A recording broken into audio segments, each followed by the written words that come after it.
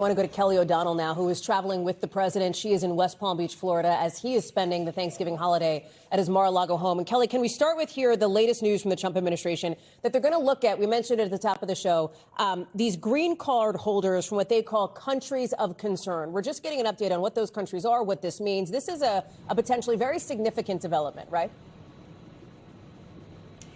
It is significant because it will go far beyond just this incident with the attack in D.C. involving these two National Guard members who are in critical condition. This subjects other green card holders who have gone through what we know is a rigorous process to achieve that high level of status, which is allowing people to live and work in the United States for an extended period of time on a pathway to citizenship. By reviewing all of those cases from what the administration calls countries of concern.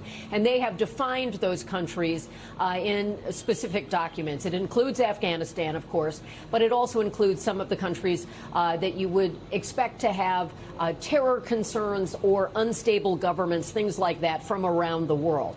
But that means other green card holders, and the suspect in this case was not a green card holder, but an asylum recipient, not yet to the path of a green card, but it's going to review many more people. And so this gets into the administration's very robust view of immigration policies and the stronger tactics that they're bringing to bear. They're also saying that they will do a review through Homeland Security of all Afghans who've been admitted to the country. And so not only Afghans, but these other residents who are green card holders from an array of countries, 19 of them.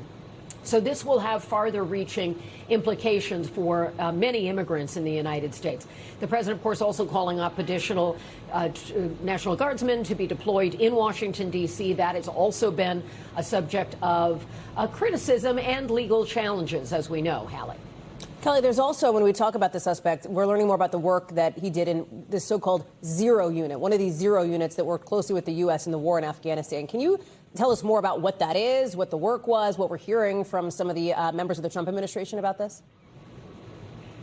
Well, from a very long period of time of the U.S. being on the ground in Afghanistan, there were partnerships developed with lots of Afghans to work alongside the U.S. military and intelligence officers who were in country. And officials say that this suspect was a part of one of those units that worked with the CIA, and he had done that for a number of years. So I think on its face, it is likely that they did some vetting of who he is and what his work was.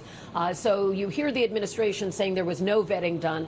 That is hard to accept given the fact that he was put in a position of working alongside U.S. personnel. So there would be some level of vetting there.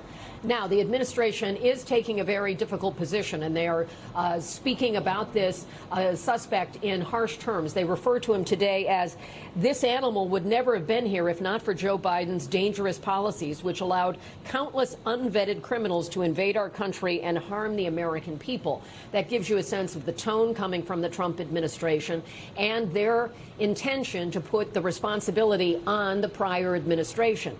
And again, we don't know the specifics of the vetting involving this suspect, but there was certainly some measure of assessment through his service alongside U.S. personnel, and then the administration, the Biden administration at the time of allowing for the influx of Afghans who had been working with the U.S., they promised vetting at that time as well. So questions remain about what was done. Yeah. And since we don't know a motive yet, Hallie, it's hard to know if vetting would have identified whatever triggered this episode that unfolded yesterday in the district. And can I ask you, Kelly, when we talk about the suspect, the charges against him, because we heard Jeanine Pirro say he could face 15 years in prison, right?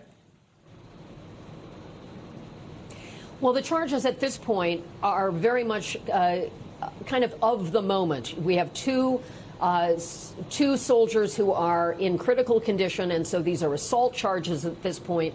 We hope and pray for their recovery, but obviously when you have a critical condition, prosecutors will also have flexibility to bring about more charges. Now, the investigation that's going on, the search warrants that have been pursued and so forth, those could identify other avenues for potential charges. So this is a flexible situation with respect to charges at this point. Hallie? Kelly O'Donnell live for us there in West Palm Beach, Florida. Kelly, thank you very much for your reporting. We thank you for watching, and remember, stay updated on breaking news and top stories on the NBC News app or watch live on our YouTube channel.